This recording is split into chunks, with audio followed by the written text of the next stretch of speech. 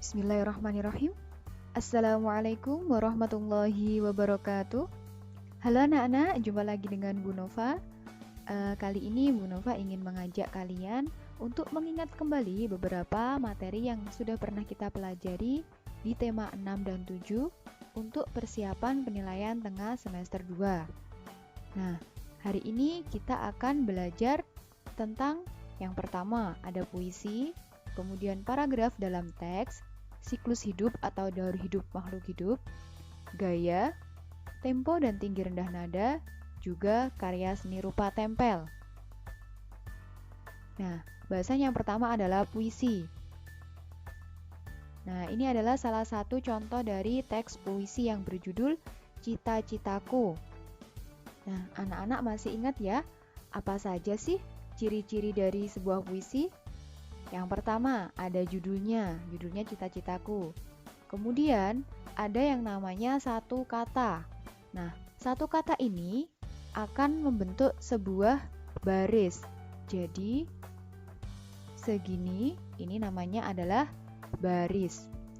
Kemudian, baris-baris ini akan membentuk bait. Jadi, baris yang berada dalam satu bagian akan membentuk bait. Nah, berarti puisi ini terdiri dari berapa bait anak-anak? Iya, pinter sekali. Terdiri dari 2 bait. Masing-masing baitnya ada 4 baris. Kemudian yang selanjutnya ada huruf vokal di kata terakhir atau disebut sebagai rima. Jadi setiap puisi ini punya huruf vokal di kata terakhirnya. Kata terakhirnya yang pertama adalah depan, kemudian guru, depan lagi, ilmu, dan seterusnya. Nah, yang Bu Nova lingkari ini merupakan huruf vokal. Huruf vokal adalah A, I, U, E, O. Nah, jadi yang bisa berbunyi, itu namanya huruf vokal. Bu, kenapa ini yang pertama bukan N? Kenapa A? Iya, karena N ini bukan huruf vokal. Jadi, kita cari huruf vokal terakhirnya di kata yang terakhir. Ini akan membentuk sebuah rima. Nah, ini keterangannya Bu Nova tuliskan. Baris merupakan kumpulan dari beberapa kata. Kemudian, bait adalah kumpulan dari beberapa baris yang berada dalam satu bagian. Kemudian ada rima, yaitu bunyi vokal A, I, U, E, O yang terletak pada kata terakhir. Jadi, puisi Cita-Citaku ini terdiri dari 2 bait, 8 baris, ya, karena setiap satu baitnya ada 4 baris. Kemudian, rima bait satunya adalah A, U, A, U. Sedangkan rima bait yang kedua adalah A, U, A, U. Jadi sama rimanya. Nah, berikutnya Bu Nova ingin anak-anak mencoba. Kira-kira apa saja yang ada di sini ya? Nah, ini pertanyaannya. Berapakah jumlah bait puisi di atas? Iya, bait dari puisi ini adalah 2 bait. Apakah jawaban dari kalian benar? Oke, benar. Kemudian yang selanjutnya, berapakah jumlah baris puisi berikut ini? Iya, jumlah barisnya ada 8 baris karena di setiap baitnya ada 4 baris. Yang terakhir, apa saja rima dari puisi di atas? Ya, bait yang pertama adalah A, I, dan bait yang kedua adalah A, A. Nah, apakah jawaban kalian sudah sesuai dengan yang dituliskan Bu Nova di sini? Ya, sudah. Oke, hebat anak-anak. Berarti masih ingat. Nah, akan Bu Nova lanjutkan. Yang berikutnya ada tentang makna puisi. Makna puisi ini adalah maksud atau isi dari sebuah puisi. Jadi seorang penulis puisi ketika menulis puisi itu ingin menyampaikan apa sih? Ingin menyampaikan sesuatu kepada pembacanya itu apa? Seperti itu. Jadi kita bisa tahu makna puisi ini setelah kita membaca puisinya. Nah, makna puisi dari Cita-Citaku ini yaitu impian seseorang yang memiliki cita-cita menjadi seorang guru. Dia akan berusaha untuk menggapai cita-citanya apapun yang terjadi. Seperti itu. Nah, berikutnya ada langkah-langkah dalam menulis puisi. Yang pertama, menyiapkan alat tulisnya. Kemudian menentukan tema dan judul puisi. Nah, anak-anak, tema ini sama seperti topik. Jadi, ingin membahas apa puisinya. Misalnya ingin membahas tentang pemandangan. Oke, kita sudah memiliki tema pemandangan. Kemudian kita tentukan kira-kira judulnya apa ya. Judulnya misalnya adalah gunung, atau judulnya misalnya laut yang luas. Boleh. Nah, kemudian kita tuliskan kata-katanya untuk membuat sebuah puisi. Nah, kata yang digunakan juga menggunakan kata kiasan agar indah. Misalnya bisa menggunakan kata cantik ini diganti menjadi elok.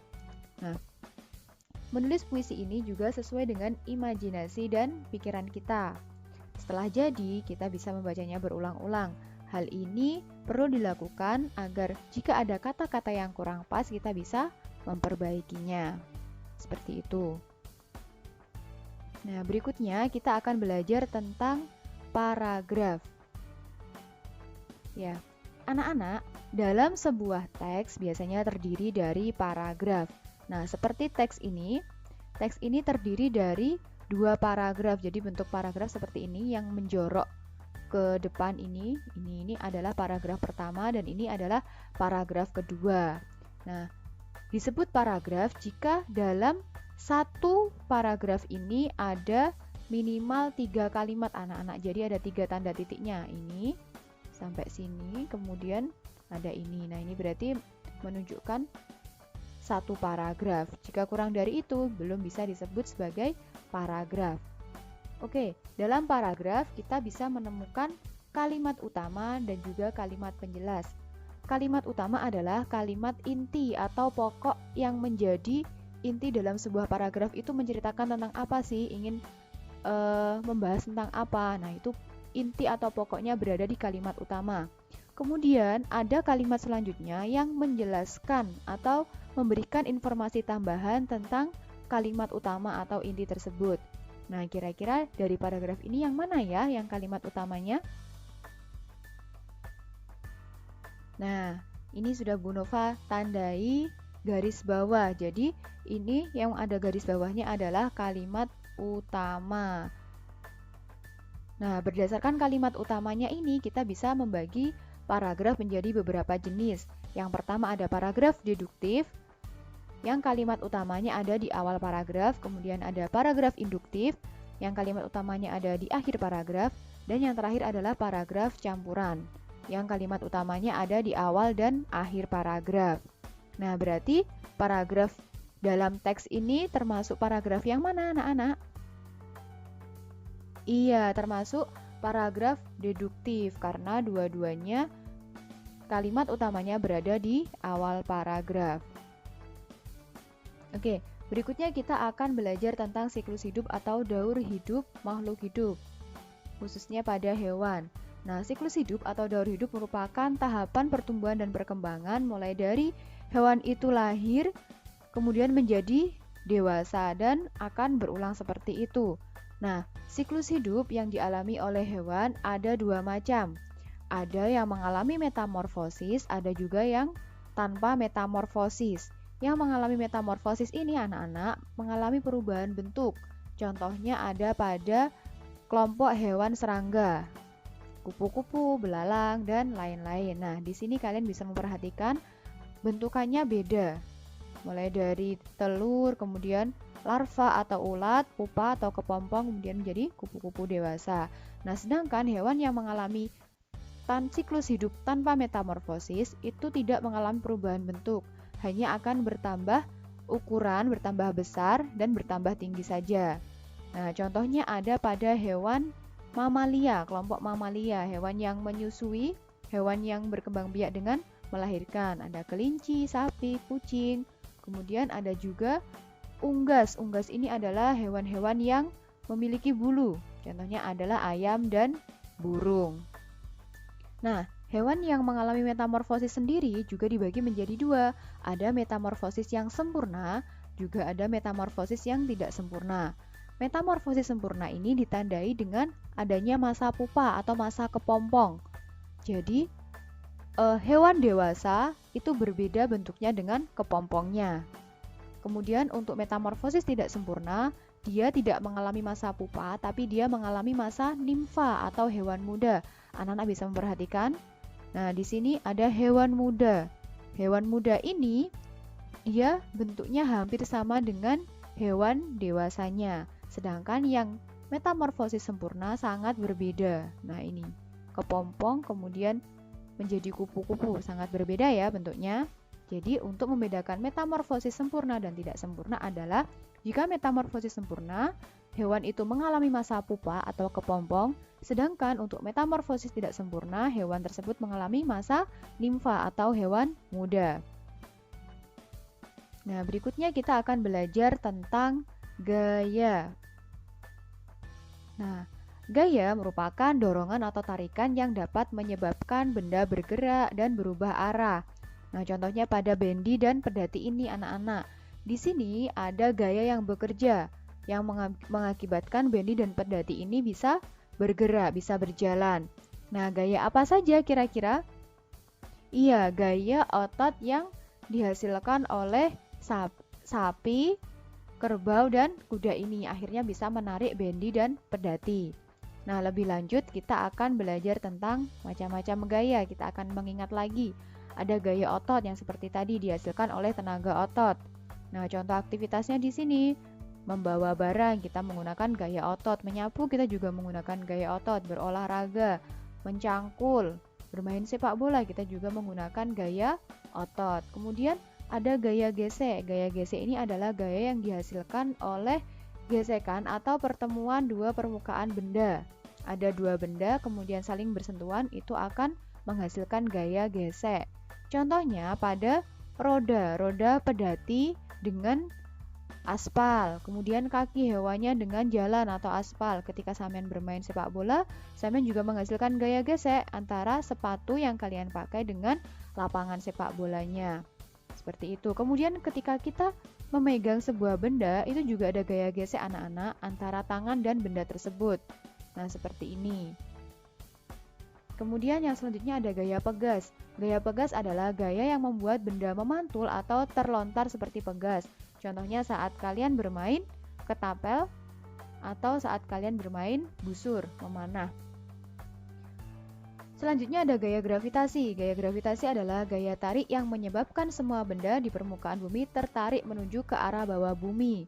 Nah, contohnya adalah pada buah yang jatuh. Jadi, buah yang jatuh pasti ke bawah, dia akan tertarik ke bumi. Kemudian orang yang terjun payung juga seperti itu. Nah, jadi di bumi ini ada gaya gravitasi sehingga kita bisa menapak tanah, tidak melayang-layang. Jika di luar angkasa tidak ada gaya gravitasi sehingga kita bisa melayang.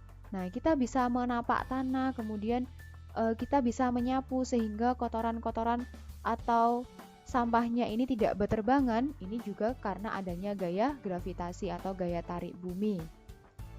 Kemudian ada gaya listrik.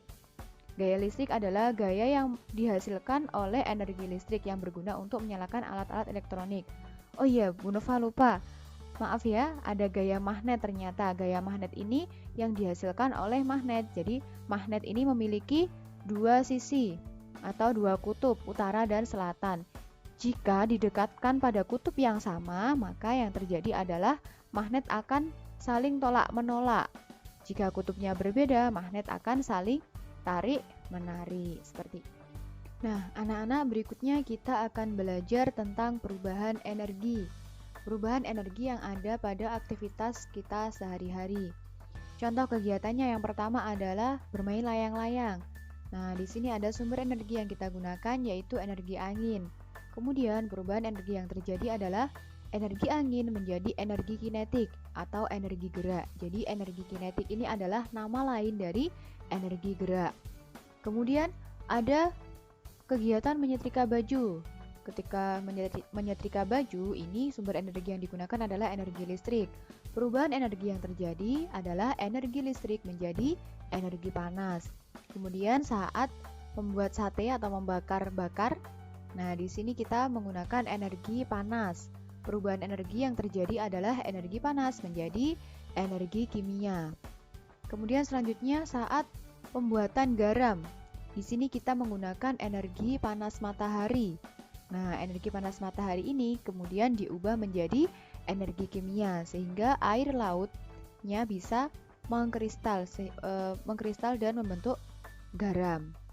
Nah, selanjutnya ada blender. Saat memblender kita menggunakan energi listrik. Nah, di sini ada perubahan energi. Energi listrik menjadi energi kinetik atau energi gerak.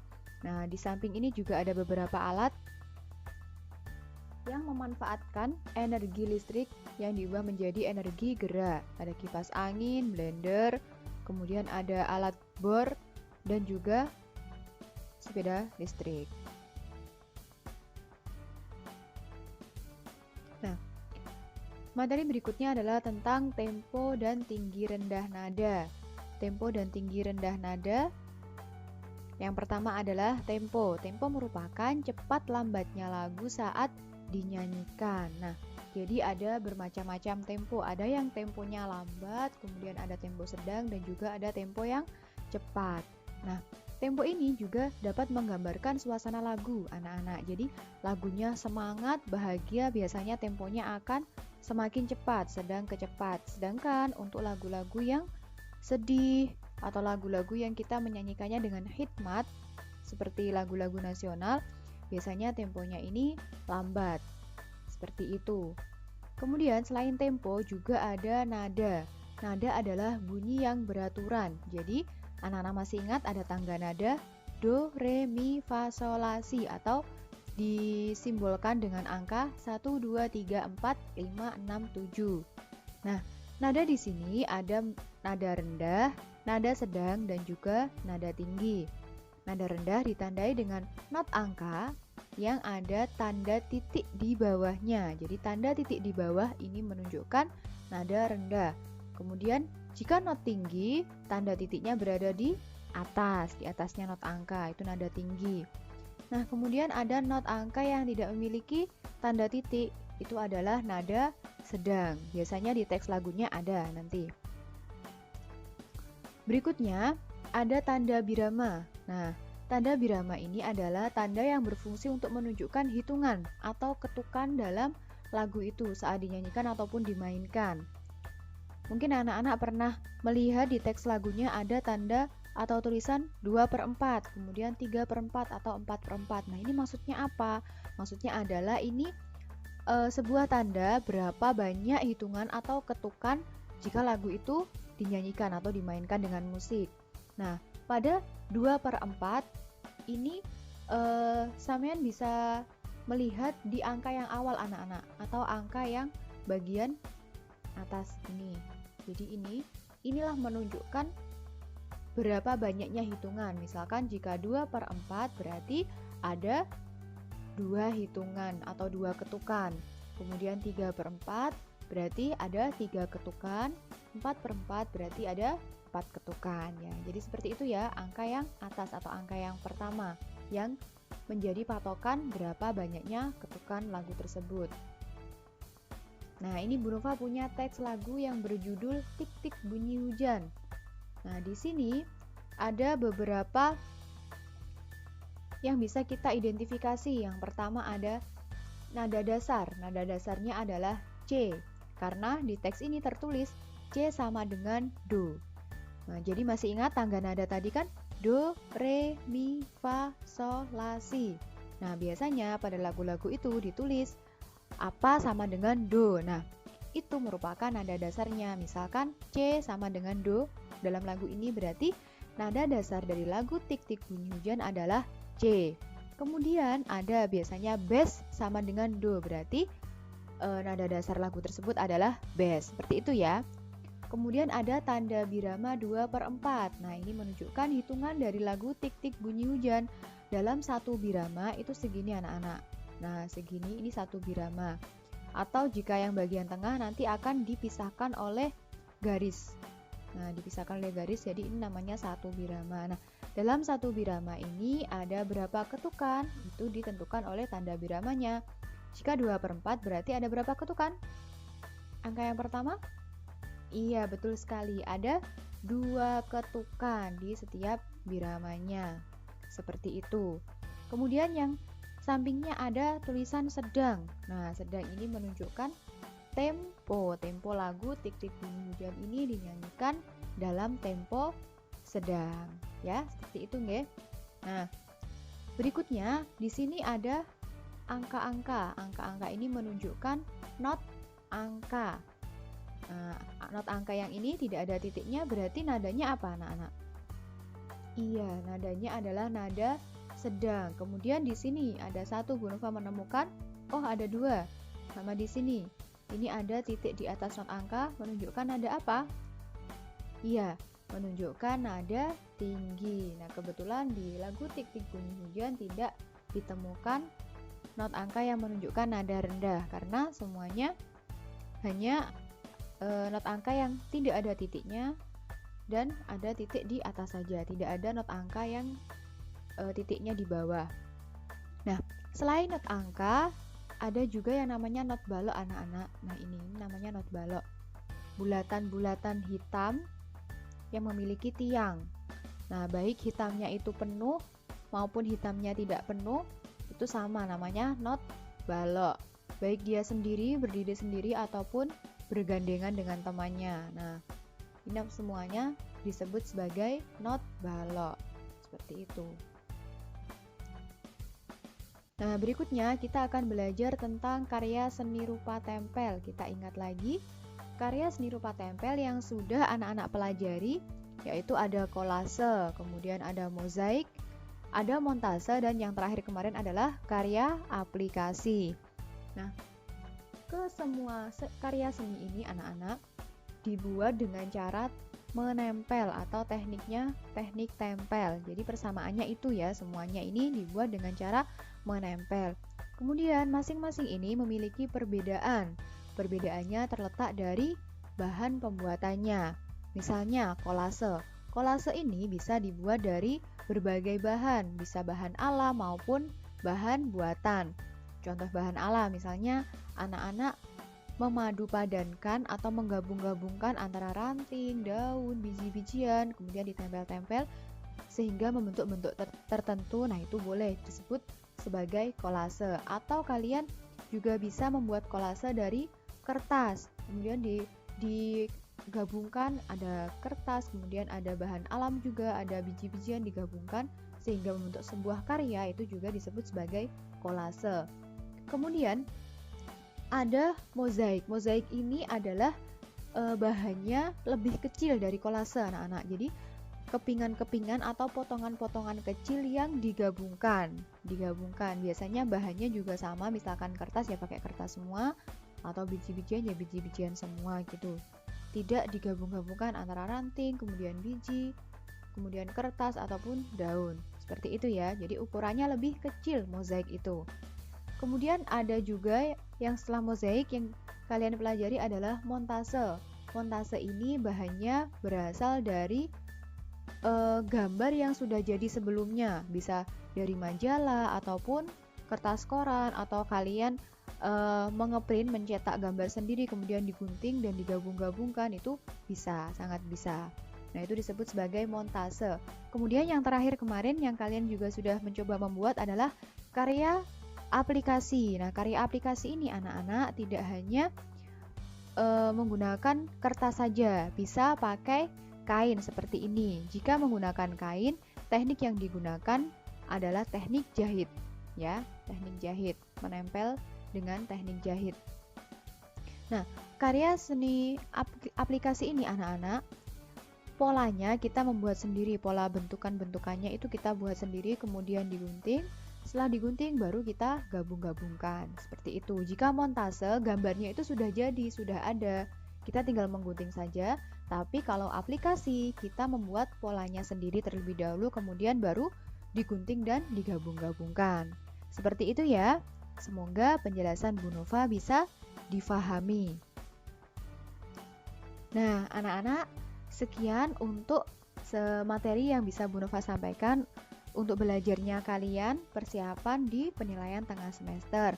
Nah, Bu Nova berpesan saat mengerjakan ulangan nanti kalian teliti ya, kalian baca benar-benar soalnya, kemudian kalian jawab sesuai dengan perintah soalnya. Misalnya perintah soalnya disuruh menjelaskan, ya berarti kalian jelaskan. Jangan dijawab pendek-pendek, ya. Kalian jelaskan. Kemudian di perintah soalnya menyuruh untuk menyebutkan 3, ya, disebutkan 3. Seperti itu ya. Kemudian hati-hati saat mengetik, karena ada beberapa anak yang biasanya ketika mengetik itu mungkin keyboardnya di HP itu kegeser-geser, akhirnya ketikanya tidak jelas.